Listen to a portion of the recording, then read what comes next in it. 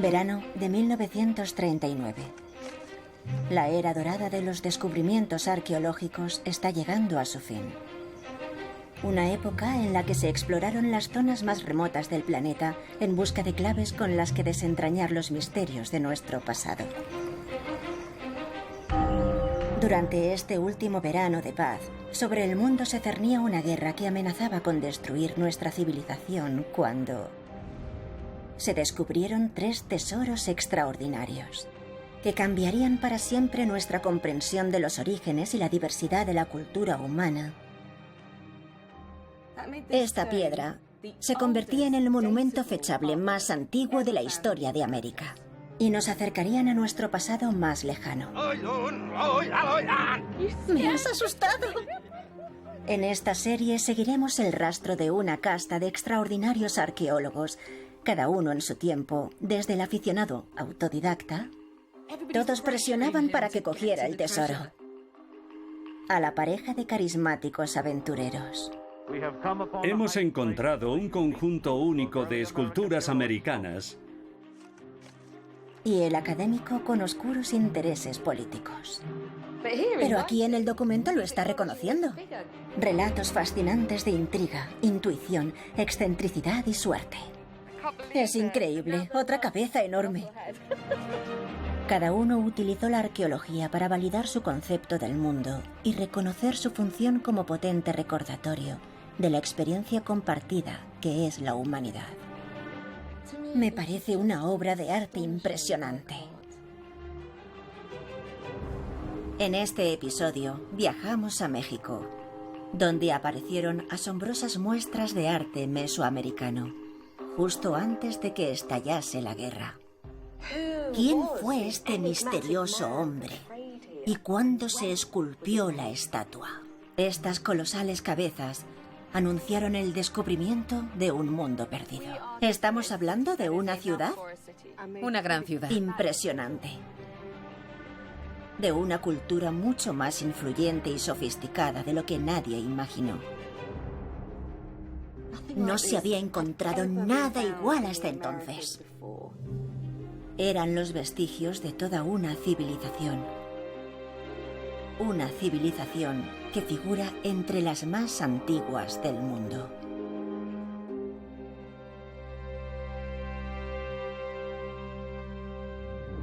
Mundos perdidos y tesoros ocultos. Las cabezas olmecas. Hola. Hola. ¿Qué tal? ¿Ahí? Nuestro punto de partida es el estado de Veracruz. Seguiremos los pasos de 2 de los arqueólogos estadounidenses más importantes de la preguerra, el matrimonio formado por Matthew y Marion Starling. En 1939, mientras Europa se preparaba para la guerra, los exploradores estadounidenses gozaban todavía de libertad para embarcarse en nuevas aventuras. Circunstancia que aprovecharon para realizar el mayor hallazgo inimaginable. Descubrieron toda una civilización, la Olmeca. Los olmecas fueron los precursores de las primeras pirámides, palacios y ciudades que ahora tanta fama dan a Centroamérica.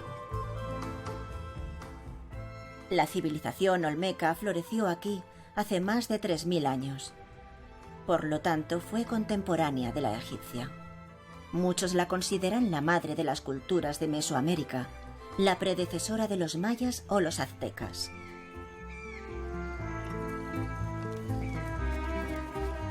Cuando el matrimonio llegó aquí a finales de 1930, nadie conocía la existencia de la cultura olmeca. Su legado permanecía oculto, esperando a ser descubierto.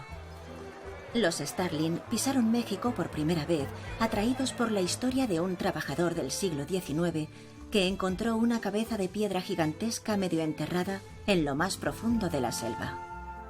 Si las historias eran ciertas, si la enorme cabeza seguía allí, Matthew estaba convencido de que una escultura tan poco usual tenía que formar parte de un conjunto arqueológico mucho mayor y merecía la pena investigarlo. Y de haber algo más grande que descubrir, desde luego Matthew Starling era el hombre indicado para dar con ello. Cuando llegó a México, ya era un respetado arqueólogo. Empezó de niño, buscando puntas de flecha de nativos americanos en el desierto californiano. Y antes de cumplir los 30, ya dirigía grandes expediciones para estudiar tribus remotas en Papúa Nueva Guinea. Con el tiempo fue nombrado jefe del Departamento de Etnología del Instituto Smithsoniano.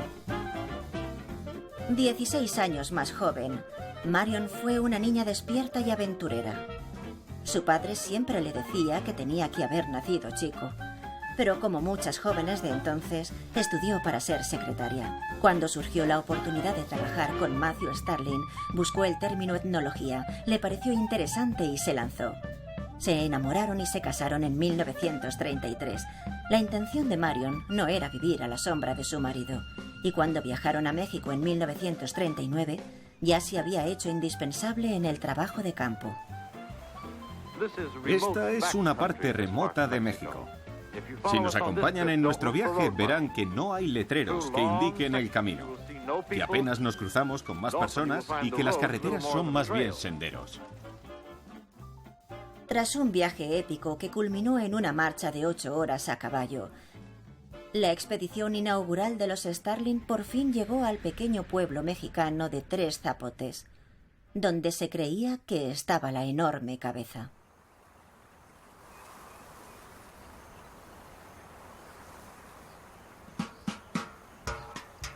$80 años después, el acceso a esta zona sigue siendo bastante complicado. Así que imaginen su alegría cuando al poco de llegar encontraron una gran piedra emergiendo de la tierra. La leyenda parecía ser verdad. Lo que hallaron no se parecía a nada que hubieran visto antes. Una enorme cabeza de piedra semienterrada.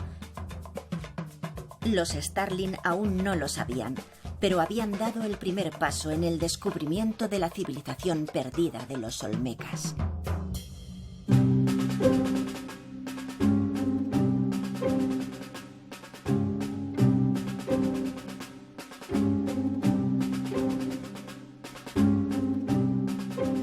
Y aquí la tienen. Una cabeza de piedra de casi 2 metros de altura y 8 toneladas, esculpida a partir de un único bloque de basalto volcánico.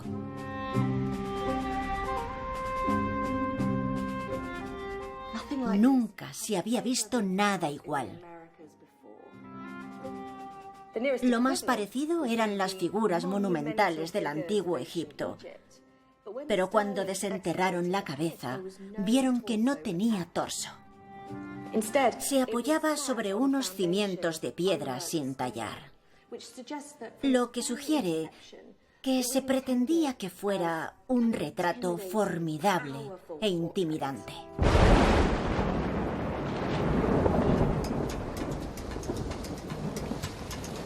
Como ya supondrán, desenterrar aquella cabeza en mitad de la selva no fue tarea fácil.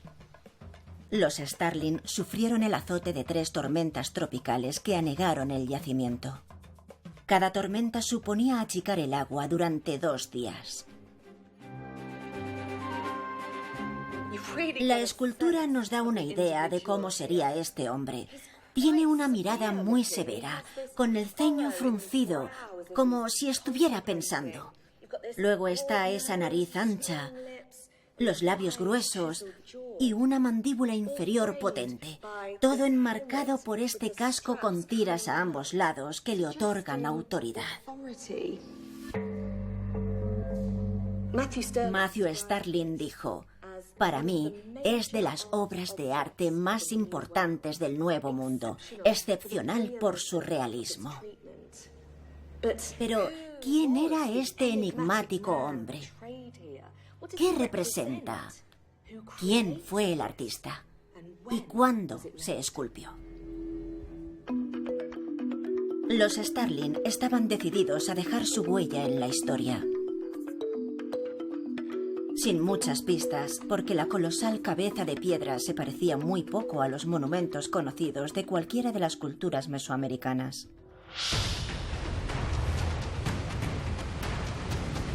Cuando los españoles llegaron a la costa de México en 1519, derrocaron al imperio azteca que ostentaba el poder desde hacía 200 años.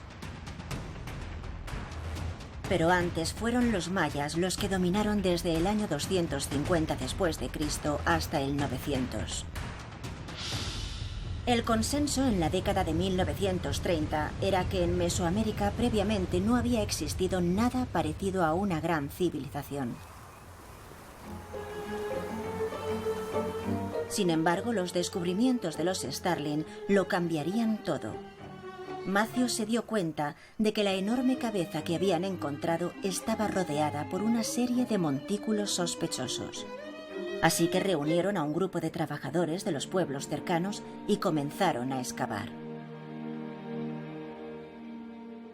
Con el descubrimiento de Stella C, pensaron que habían dado en la diana.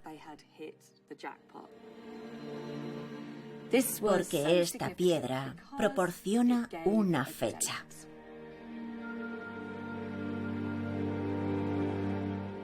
Lo que ven en esta banda central son líneas y puntos que aluden al calendario maya, conocido como la cuenta larga. Cada línea y cada punto designa una fecha que va hacia atrás en el tiempo. Según Marion, la fecha creaba cierta controversia. Situaba el hallazgo en el auge de lo que por entonces se pensaba que era la primera civilización mesoamericana, la maya.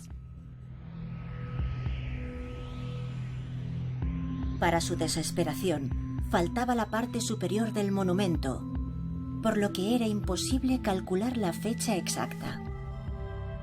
Matthew estaba convencido de que podía distinguir un círculo más justo en la grieta. Venía y lo miraba una y otra vez. ¿Había un círculo o no? Es muy difícil de distinguir. Así que Marion calculó de nuevo la fecha, teniendo ese círculo en cuenta. ¿El resultado? Año 31 a.C. Esta piedra se convertía en el monumento fechable más antiguo de América. Era una cultura demasiado antigua para ser maya, pero lo bastante sofisticada para utilizar calendarios. Era la prueba de que en la zona existió una civilización avanzada y desconocida durante la misma época en que la antigua Roma se convertía en una superpotencia.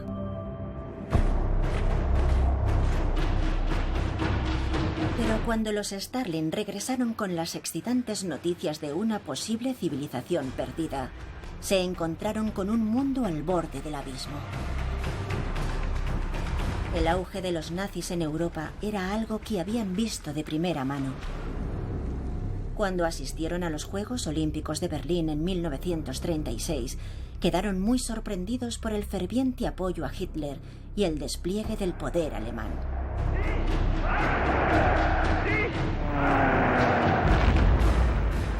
La Segunda Guerra Mundial estalló en septiembre de 1939, pocas semanas después de que publicaran sus hallazgos, lo que ensombreció su trabajo. Sin embargo, sus descubrimientos eran aún más trascendentales de lo que pensaban. Con el tiempo, se sabría que la estimación del año 31 a.C. era bastante conservadora.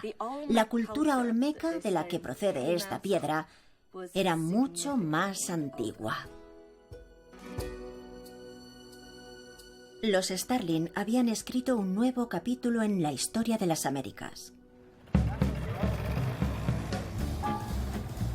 A pesar del estallido de la guerra en Europa y de la posibilidad de que Estados Unidos acabara interviniendo, la trascendencia de los descubrimientos pronto resultó evidente. Cuando regresaron a Tres Zapotes en 1940, la prestigiosa revista National Geographic, que era la que financiaba, no reparó en gastos. Tres Zapotes aportaron la mano de obra durante las 2 primeras temporadas de nuestro trabajo arqueológico en la zona sur del estado de Veracruz. Los descubrimientos del año anterior nos animaron a regresar. y planificaron más excavaciones. Llegaron con un equipo más numeroso y con un fotógrafo de National Geographic, Dick Stewart, que inmortalizó sus progresos en Technicolor.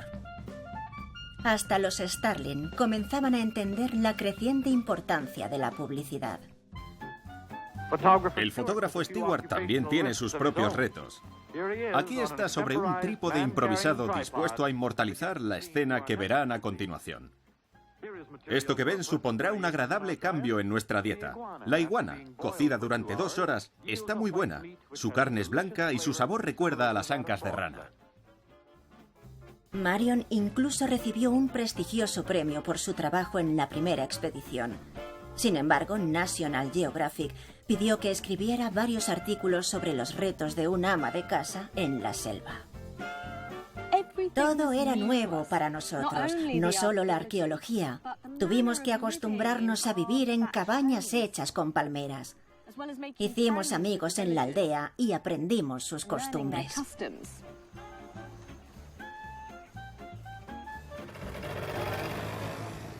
Pero la vida allí era más arriesgada de lo que Marion admitía. Levantaron el campamento en la selva y tenían que ir a la aldea para abastecerse.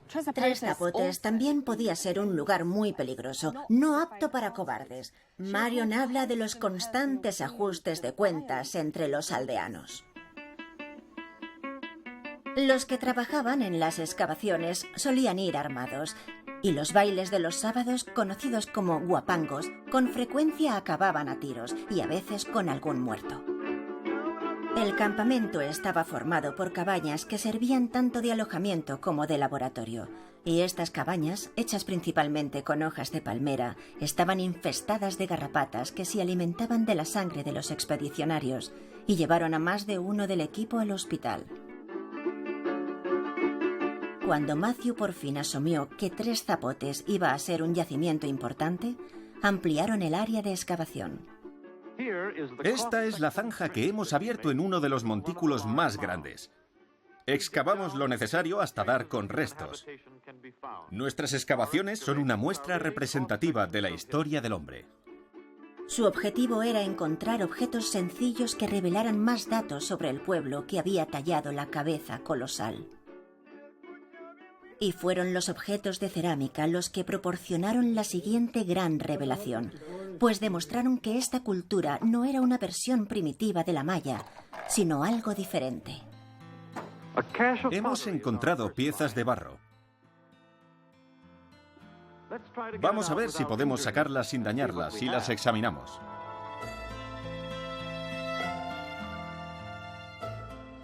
Fíjense en la barra sobre la que se apoya el pequeño jaguar. Es evidente que servía para encajar un eje y se convierte en una joya de la arqueología. Se pensaba que los pueblos aborígenes de América desconocían el uso de la rueda. Ya podíamos imaginar cómo era la vida diaria de este pueblo desconocido hasta entonces. Es increíble pensar que esto fuera un juguete infantil hace miles de años. Qué afortunado el pequeño que pudo jugar con algo así.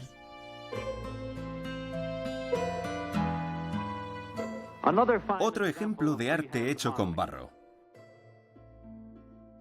Se trata de una de las mejores piezas de cerámica artística jamás encontradas en América. Si me preguntan qué eran todas estas figurillas, la respuesta es que nadie lo sabe. De momento había más preguntas que respuestas. Pero al sostener estos objetos maravillosos que los Starlin desenterraron hace 80 años, es fácil imaginar la emoción del descubrimiento.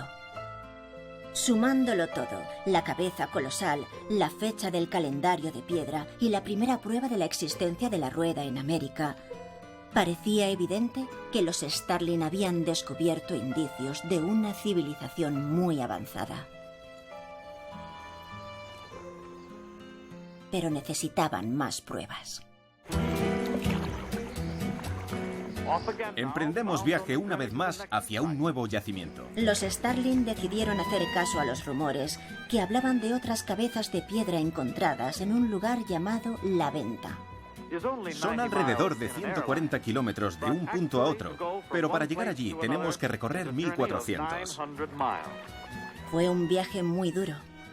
Atravesaron la densa jungla siguiendo el cauce de los ríos, bajo el ardiente sol mexicano. Es muy hermoso, pero muy duro también, sobre todo por el calor. En el río hay multitud de animales, e incluso cocodrilos. Pero aquella nueva expedición se basaba únicamente en rumores. Más de una década antes de que los Starling llegaran a México, ya se comentaba que en La Venta, en el corazón del territorio pantanoso y selvático del país, habían aparecido indicios de una cabeza colosal. El yacimiento de La Venta está situado dentro de una zona pantanosa cubierta por manglares. En el último tramo de nuestro viaje, tenemos que caminar durante 2 horas hasta el lugar donde esperamos encontrar la cabeza de piedra de la que tanto hemos oído hablar. De hecho, lo que los Starling encontraron en La Venta superaría con mucho sus expectativas y daría nombre a esta nueva civilización, porque aunque no sabemos cómo se llamaban a sí mismos, los aztecas conocían al pueblo que vivía en esta región como los olmecas.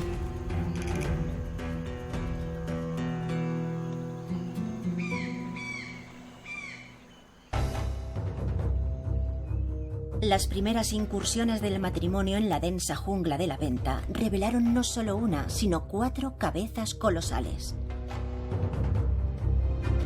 3 estaban juntas y una aparte. ¿Qué crees que sintieron cuando desenterraron todo aquello? Tú eres arqueóloga. Seguro que fue increíble y encima 4 de golpe. Impresionante. Cuando comienzas a excavar, nunca sabes qué vas a encontrar. Pero tenemos la sensación de que aquí, en La Venta, hemos dado con un grupo de esculturas colosales muy antiguas.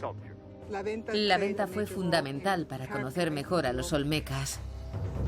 Pero lo que los Starling encontraron era solo el comienzo de algo mucho, mucho más grande. La doctora Rebeca González Lauk fue la primera arqueóloga en cartografiar al completo el yacimiento de La Venta, retomando el trabajo de los Starling.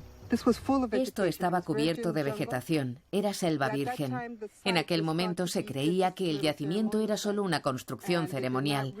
Nadie imaginó que esto fuera una ciudad y que estuviera rodeada por más construcciones, como ahora sabemos. Pensamos que aquí vivieron unas 10.000 personas. Estamos hablando de una ciudad. Una gran ciudad, sí, para aquella época. Una gran ciudad con arte monumental. Esta pieza es la mejor de las 5 cabezas colosales encontradas. El monumento desenterrado en 3 zapotes era una cabeza colosal, pero esta de La Venta, una de las primeras descubiertas, es una obra de arte. Esta es la iconografía del poder. Esta escultura tiene una calidad atemporal. Las proporciones son identificables, con un rostro realista. Cuando observas la figura, casi esperas que abra la boca y hable. Su estilo realista nos indica que el escultor era alguien que confiaba en sí mismo, era alguien que tenía la seguridad de vivir en el corazón de un mundo civilizado, poderoso. De hecho, solo su propia naturaleza, una enorme y monumental figura esculpida en roca, es ya una prueba de que la vida salvaje, la barbarie que rodea la ciudad, queda fuera. Este espacio es de los humanos, está controlado. Es una ciudad, palabra de la que deriva el término civilización. Significa mantener la naturaleza a raya, bajo el control del ser humano. Y cuando contemplamos este rostro, vemos a una persona con autoridad. ¿Quién la ejercía exactamente? Cuando los Starling llegaron aquí, no tenían ni idea. Rebeca, ¿cómo sería este yacimiento en su máximo apogeo? Bueno, estamos en la plaza principal. Al norte está la pirámide principal. Se trata de la pirámide de tierra más antigua construida en Mesoamérica. Increíble. Trajeron la arcilla hasta aquí y la compactaron bien. La opción más realista es que se trataba de una plataforma con escaleras en las 4 caras. Daba a una enorme plaza de 4 hectáreas que se puede distinguir parcialmente aquí. Dentro de la plaza había algunas esculturas, como la Estela 2 y la Cabeza Colosal 1.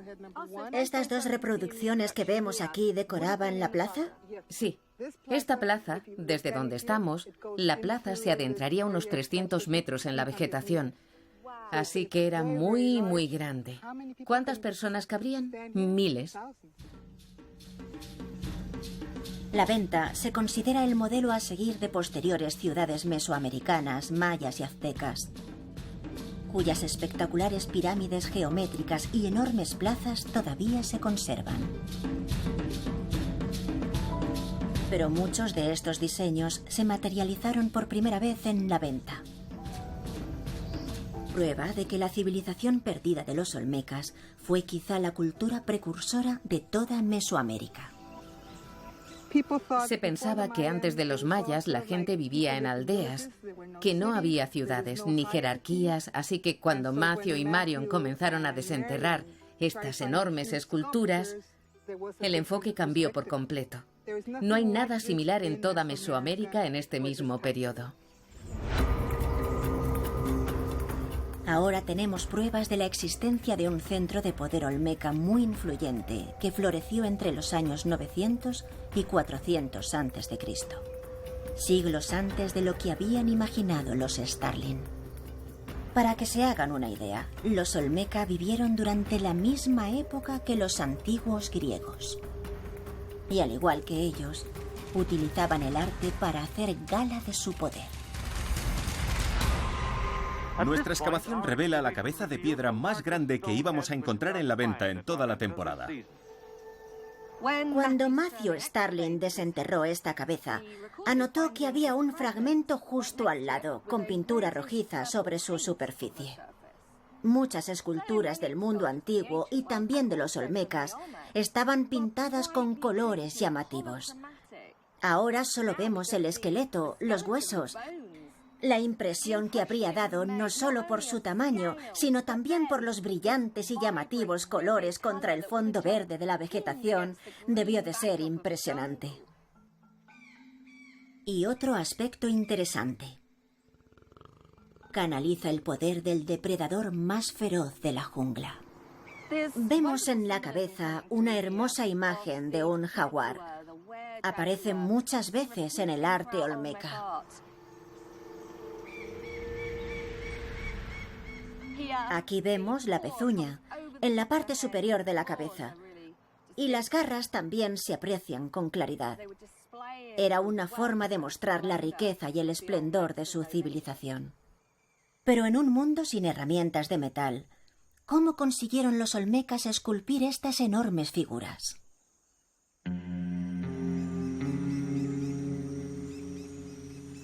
La roca basáltica de las que están hechas no se encuentra cerca de los pantanos de La Venta, sino en la región de los Tuxtlas. Y allí es a donde nos dirigimos. Sin animales de carga ni ruedas, tuvo que ser muy difícil para los olmecas trasladar gigantescos bloques de piedra a través de la selva y las zonas pantanosas. Los Starling nunca llegaron hasta aquí, pero estoy segura de que les habría encantado saber que el arqueólogo Alfredo Delgado ha descubierto los antiguos talleres donde esculpían los olmecas. El basalto como un recurso suntuario en medio de pantanos. No hay piedras. Entonces es un recurso escaso y por lo tanto es valioso. 6 meses del año está inundado. Ahorita, como es tiempo de sequía. Por todas partes se ven pruebas a gran escala del trabajo de los olmecas. Mira, tenemos un área de desecho de tallas. Son varios amontonamientos. Tenemos acá las lascas de cuando estaban tallando los monumentos. Hay 4 áreas de talleres en este sitio. Entonces esculpían los monumentos y estos son los fragmentos que se desprendían. Impresionante. Sí que son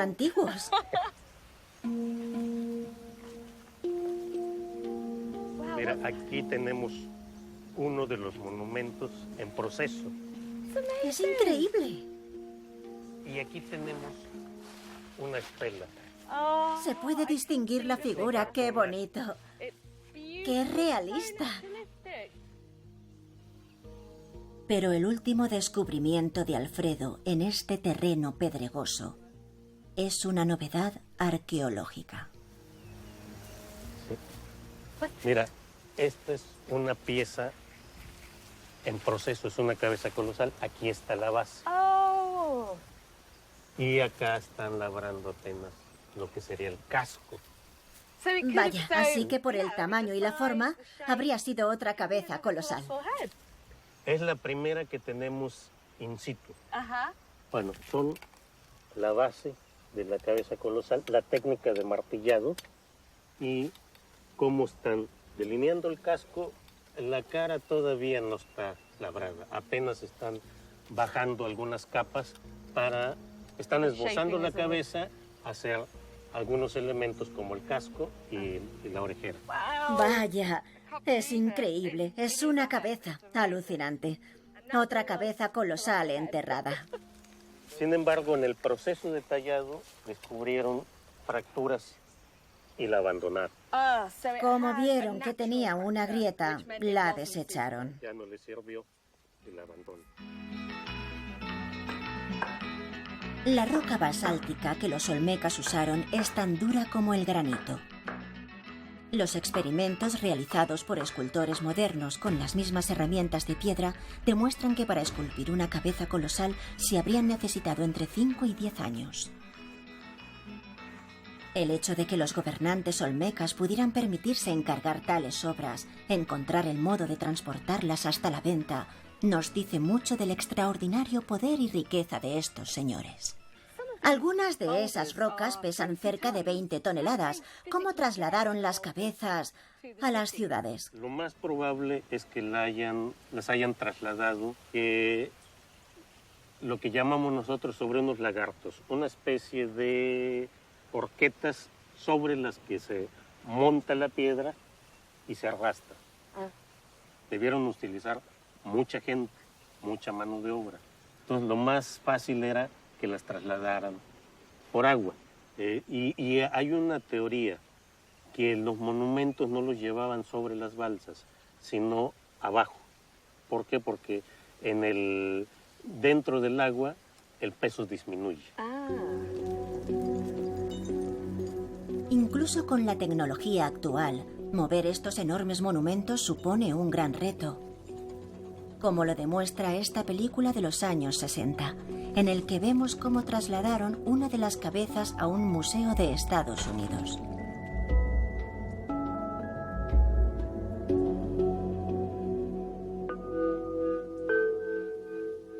Entonces, ¿por qué molestarse tanto? ¿Por qué estos monumentos eran tan importantes para los olmecas? La escultura olmeca era una forma de comunicación en una civilización donde no existía la escritura. Era una forma de transmitir mitos, conocimiento, y se hacía a través de las esculturas. Pero los artistas olmecas no solo esculpían cabezas colosales.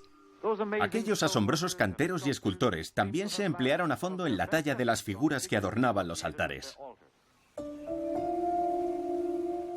Uno de los más importantes e inquietantes descubrimientos de Matthew y Marion fue cómo los olmecas unían el poder temporal y el espiritual en sus monumentos ceremoniales, lo que arrojó luz sobre algunas prácticas perturbadoras. El mejor de nuestros hallazgos, desde luego uno de los mejores ejemplos de la escultura aborigen americana, es este altar.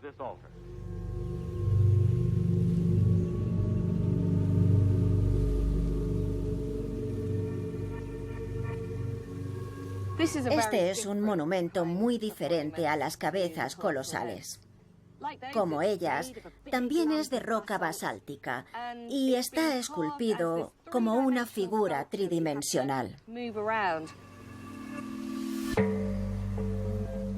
Pero su función es diferente, porque esto es un altar donde se sacrificaban niños. En la parte delantera hay una figura, posiblemente una especie de sumo sacerdote, que emerge de lo que podría ser una cueva. Todo el dinamismo de la pieza es asombroso.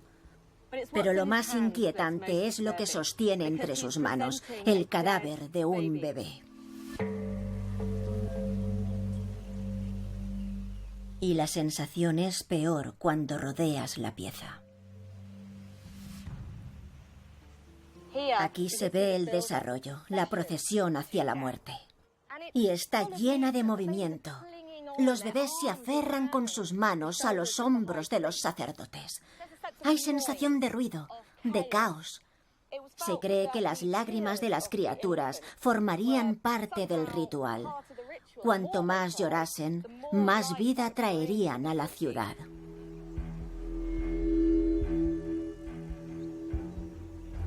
Fíjense en el cráneo de este bebé. Tiene una hendidura en el centro. Podría ser una indicación de una deformidad craneal.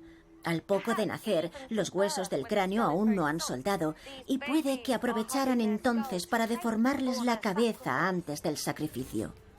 Es como cinemático y representa una civilización, la ideología del poder.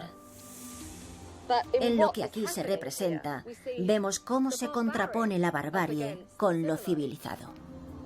Una crueldad tan terrible es escalofriante. Y sin embargo, en la era moderna existía la misma tensión entre barbarie y civilización, mientras los Starling desenterraban los secretos de los Olmecas. En 1941, Japón atacó la base militar estadounidense de Pearl Harbor, empujando al país a la guerra. Con el caos y el conflicto, la mayor parte de los trabajos arqueológicos en todo el mundo quedaron interrumpidos. Pero no en México. Como lo que habían descubierto los Starling hasta el momento era tan importante, National Geographic financió el regreso a la venta en 1942 para excavar una zona situada al norte de la Gran Pirámide. Descubrieron unas extrañas filas de columnas de basalto de 2 toneladas. Las piedras estaban muy juntas y fueron cubiertas de arcilla. El trabajo en el yacimiento fue agotador, pero el esfuerzo mereció la pena porque descubrieron perplejos que habían desenterrado la tumba más antigua jamás encontrada en Mesoamérica. De hecho, hallaron un sarcófago donde, sobre una capa de cinabrio rojo intenso, descansaban unos huesos antiguos, acompañados por espejos y figuras de jade. Fue un descubrimiento extraordinario que proporcionó una gran cantidad de información sobre la complejidad de la sociedad olmeca. Esta pequeña maravilla es la estrella de la colección. Estaba enterrada junto a otras obras de arte y llamó mucho la atención.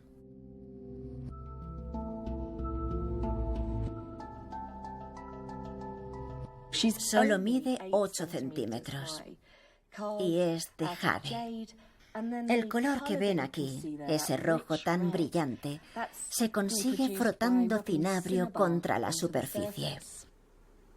Pero lo que la hace especial es lo que sostiene en sus manos. Es un fragmento de hematita, una especie de espejo natural. De hecho, ni la hematita, ni el jade, ni el cinabrio se encuentran en la región olmeca. Todo lo que vemos aquí procedía de otro lugar. Así que comerciaban para conseguir artículos de lujo, como los espejos para poder verse el rostro, algo a lo que no le damos valor hoy en día. Pero eso no es todo. El espejo es también un símbolo, en el sentido espiritual. Los espejos, como el agua, reflejan nuestra imagen, pero también se pueden entender como una especie de portal entre el mundo terrenal y el espiritual. El hecho de que esto estuviera enterrado en una tumba sugiere que quizás se considerara como un modo de transportar al difunto a la otra vida. Su pequeño tamaño es lo que la hace tan excepcional. La expresión del rostro, El detalle del cabello tallado en la piedra, las orejas, incluso los dedos. Me parece una obra de arte maravillosa.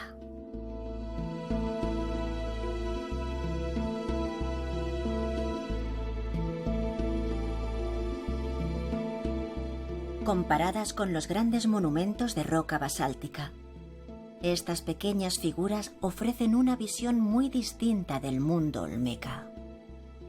Su presencia en la tumba demuestra que su cultura era compleja, con rituales y ceremonias sagradas.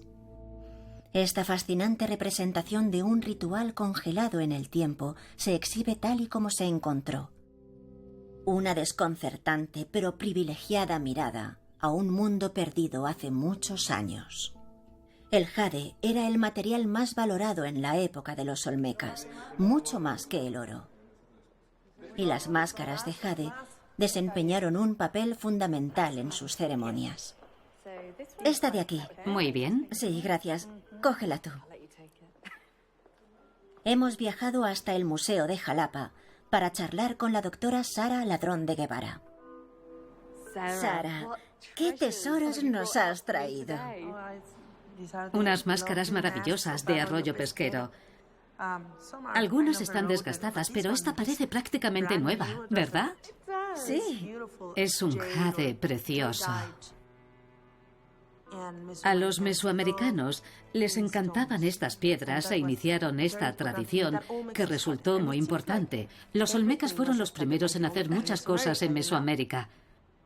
Como puedes ver, estas máscaras encajan bien en el rostro. Tienen agujeros en los ojos para ver, en la nariz para respirar e incluso para poder hablar. Así que eran máscaras que se usaban. ¿Me dejas que la sostenga? Claro. ¡Qué bien! Tendré mucho cuidado. Sí. ¿Cómo pesa?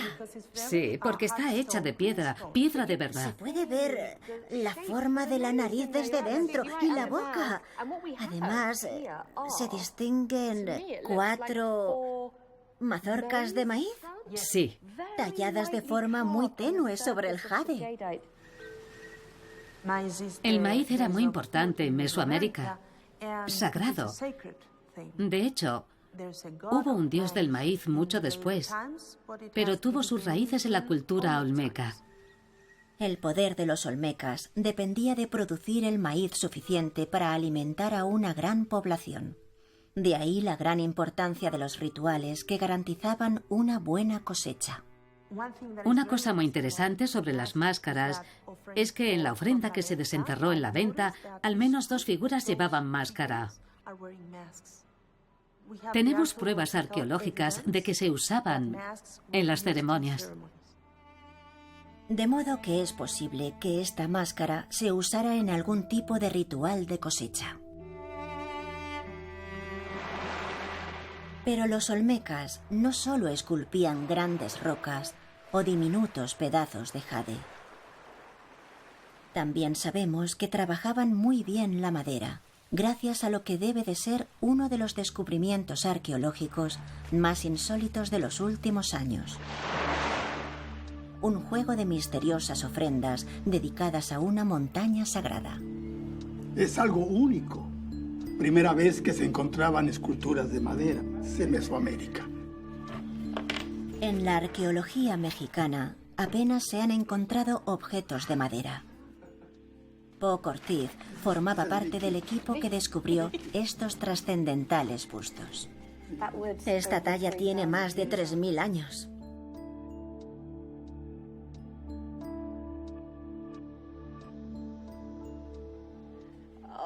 Es impresionante. Se llama Poe.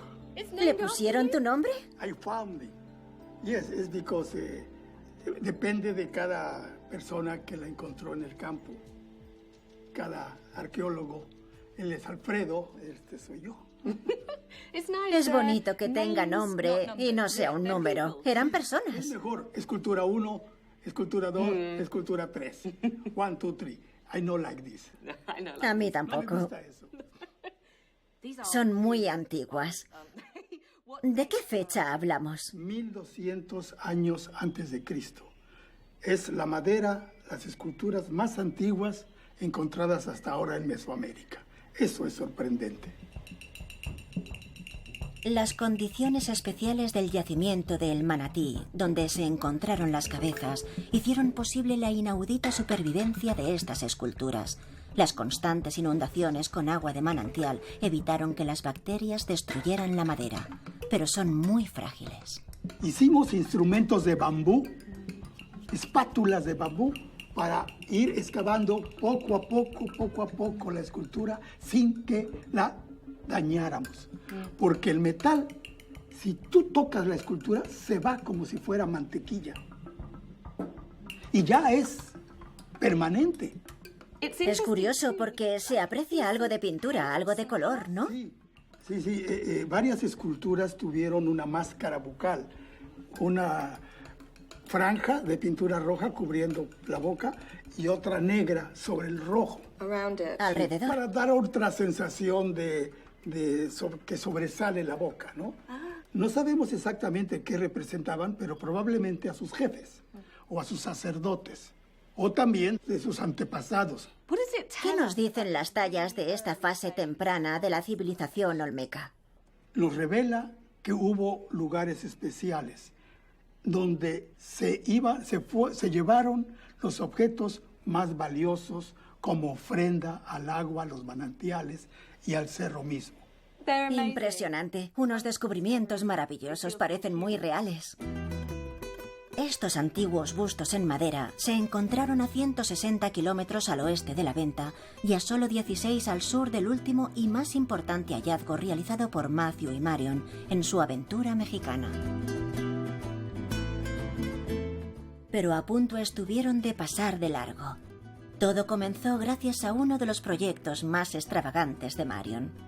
Con la escasez de artículos de lujo en tiempos de guerra, se animó con una amiga mexicana para montar una empresa de importación de bolsos de piel de cocodrilo. En 1945, justo cuando los Starling se disponían a abandonar México, Marion recibió una carta de su amiga comentando la última orden de accesorios. Pero, además, mencionaba que un cazador que se había aventurado en una remota zona de la jungla decía haber visto más piedras parecidas a las de La Venta.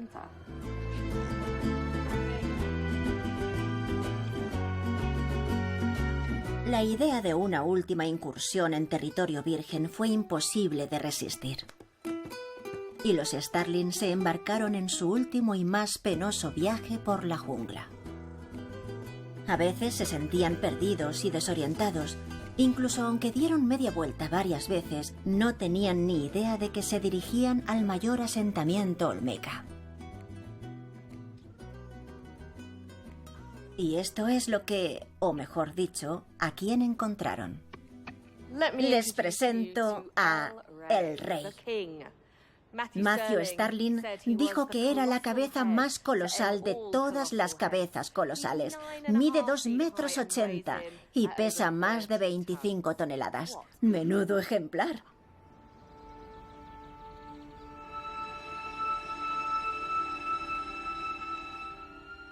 Pero el rey no solo impresiona por su tamaño, también es una de las esculturas más bellas. Se aprecian muchos detalles, como por ejemplo la línea que rodea los labios y que le da cuerpo y definición.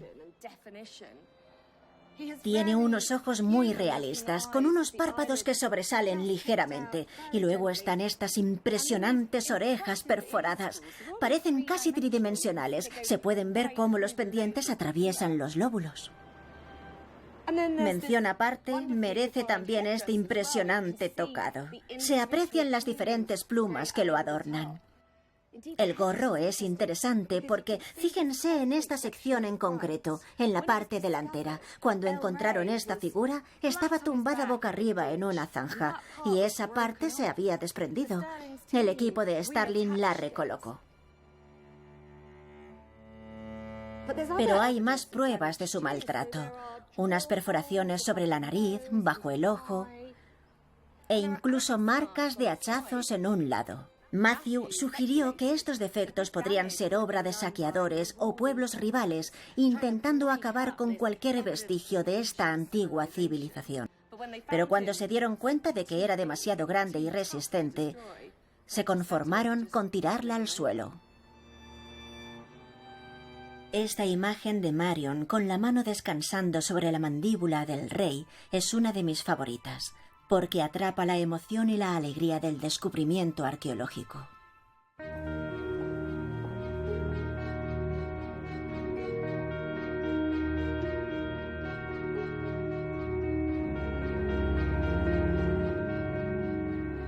Además del rey, encontraron en San Lorenzo 5 cabezas colosales más. Años después, se desenterraron otras 5. Conforman uno de los mejores ejemplos de arte olmeca de gran tamaño. Auténticas obras de arte, esculpidas por los primeros maestros olmecas. Gracias al descubrimiento del yacimiento de San Lorenzo, los Starling retrasaron una vez más la fecha del nacimiento de la civilización en Mesoamérica a hace más de 3000 años. Las dimensiones y riquezas del yacimiento dejaron a una nueva generación de arqueólogos como Roberto Luna Gómez con la emocionante tarea de desentrañar el origen de los olmecas. ¿Por qué tenemos que ir con cuidado? ¿Qué hay entre la hierba? Es que esto está lleno de serpientes. ¿Te pueden matar? No. ¿Te ha picado alguna? No. Pero convierten a la arqueología en una actividad de riesgo. Arqueología peligrosa. Matthew y Marion Stirling fueron los primeros arqueólogos profesionales en San Lorenzo. Ellos nos dieron la pauta, las primeras rutas, las primeras ideas para conocer esta compleja civilización. No tenían ni idea del tamaño y la complejidad del sitio. Entre 1800 a 1400 a.C., casi en forma paralela a la civilización egipcia en otras partes del mundo, los olmecas estaban construyendo una civilización aquí. Para el año 1000 a.C., los olmecas ya tenían consolidada una verdadera civilización. Y el punto, la gran capital de los olmecas era San Lorenzo, que en su momento fue la capital más grande y más compleja de todo Mesoamérica. ¿Es San Lorenzo anterior a la venta? ¿Es la primera ciudad? Sí, correcto. La gran capital de San Lorenzo se construyó aquí hace más de 3000 años, llegando a tener una población hasta de 10,000 habitantes, cuya influencia en la iconografía, en el arte, en la cerámica, en otro tipo de innovaciones que ellos produjeron y exportaron, su influencia llegó hasta Sinaloa y al sur, a lugares tan lejanos como Costa Rica. Las últimas excavaciones también revelaron una construcción sin precedentes. El primer palacio de Mesoamérica. Es el Red Palace, Palacio Rojo. Sin embargo, los yacimientos se han vuelto a cubrir para protegerlos, de modo que apreciar lo que hay debajo requiere de cierta imaginación. Aquí, bajo nuestra superficie, lo que podemos encontrar es una unidad habitacional. Tenemos columnas de basalto, tenemos un acueducto serpenteante y también tenemos lo que le da nombre al palacio, que es una estructura de tierra pintada de rojo. Esto nos asume en realidad a pensar que es una zona muy especial. De hecho, excavaciones más profundas sugieren que las 10 cabezas colosales de San Lorenzo quizá formaran 2 impresionantes filas procesionales que conducían hacia el Palacio Rojo. Comprender el verdadero significado de esta civilización ha resultado ser una empresa bastante frustrante por la aparente ausencia de un sistema de escritura. Sin embargo, un último hallazgo nos ha proporcionado la clave para desentrañar los secretos de los olmecas. El mundo de los olmecas sigue dándonos sorpresas. Tengo la suerte de poder compartir con ustedes un reciente descubrimiento. Se encontró en 1999 y es la primera vez que se exhibe. De hecho, es la primera vez que se filma fuera de México. La razón de su importancia radica en los símbolos labrados en toda su superficie. No son aleatorios, parecen seguir un patrón que sugiere un sistema de escritura. Y si la datación es correcta, este sería el material escrito más antiguo de toda América, e incluso el material escrito más antiguo de todo el hemisferio occidental. Los símbolos representan cosas que eran importantes en la cultura olmeca. Los que se distinguen son el maíz, la piña o la piel de animales. Incluso hay un símbolo que parece una especie de punzón o un cuchillo puntiagudo que se podría haber utilizado para rituales o en sacrificios. Esta composición podría ser incluso poesía, según algunos. Yo creo que este bloque es una potente prueba de que los olmecas deberían ser tan conocidos como los antiguos griegos o los egipcios, pero también que queda mucho por descubrir. Los olmecas fueron los primeros en todo, pero luego desaparecieron. ¿Por qué? ¿Qué les pasó? Definitivamente no podemos explicar, es decir, en algún momento la élite dejó de controlar y dejó de integrar a una población muy grande y muy compleja, y esa población no se quedó a morir con sus gobernantes, simplemente se fueron. Así que no murieron, sino que se marcharon y se convirtieron en otra cosa. Me gusta esa idea. Aún así, sabemos muy poco de ellos si los comparamos con los mayas o los aztecas que llegaron después. Los yacimientos de los Starling aún ocultan muchos tesoros, pero al redescubrir esta extraordinaria civilización perdida, Matthew y Marion nos ofrecieron un increíble punto de partida. Estos artistas desaparecidos hace mucho tiempo están teniendo un nuevo día de gloria. Tras la muerte de Matthew, Marion dijo sobre sus descubrimientos: después de México ya no hubo tantos momentos memorables y extraños. Matt y yo atesoramos aquellos años de trabajo de campo. Fue una vida fabulosa y disfruté de cada segundo con él.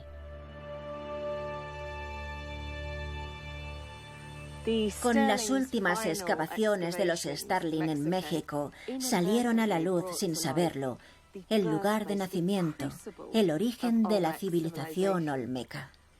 Mientras que la civilización egipcia florecía a orillas del Nilo, mientras surgían ciudades en Mesopotamia, al otro lado del océano, aislado de aquellas culturas, emergió otra civilización. Fue un mundo de revolucionarios, de innovadores. Y es justo que aquellos que descubrieron esta cultura también fueran pioneros, pioneros en la arqueología, pues lo que desenterraron ha cambiado por siempre nuestra comprensión de las civilizaciones.